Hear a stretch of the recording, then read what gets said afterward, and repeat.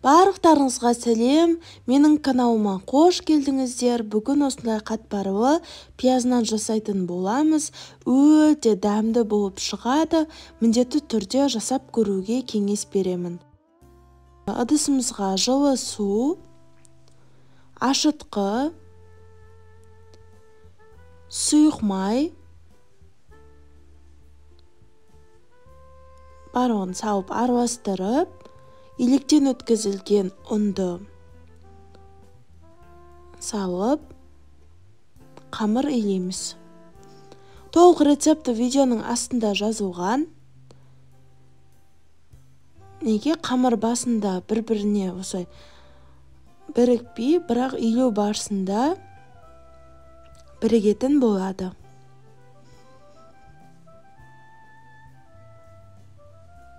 Неге дайын болды. Бетін жауып 10 минутқа қойып қоямыз. 10 минуттан кейін жасай берсеңіздер болады. Қамырдың ашығанын күту маңызды емес. Жаңа қамырды екі бөлікке бөліп қоямыз.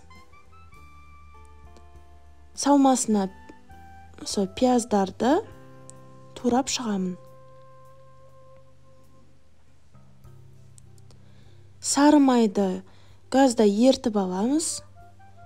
Ал пиязды табада сұйық май кішкене салып, жақсылап пиязды дәміне қарай тұз, қара бұрыш қосып, араластырып 10 минуттай қуырып аламын. Негізі қуырмай жасасаңыздар да болады. Қамырдың бір бөлігін алдым. Осы қамырдан бір пиязынан шығады.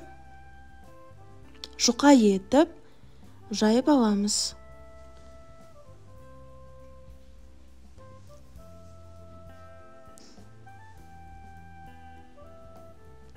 Жаңағы ертілген сары майдың жартысын осылай салып,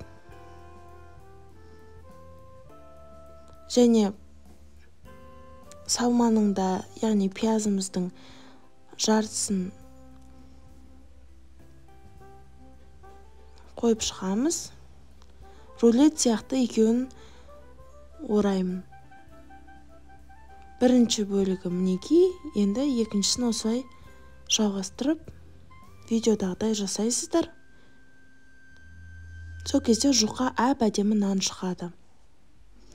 Бір жұмыртқаны араластырып, бетіне жағып, қызып тұрған пеште 220 градуста беті қызарғанша пісіріп аламыз.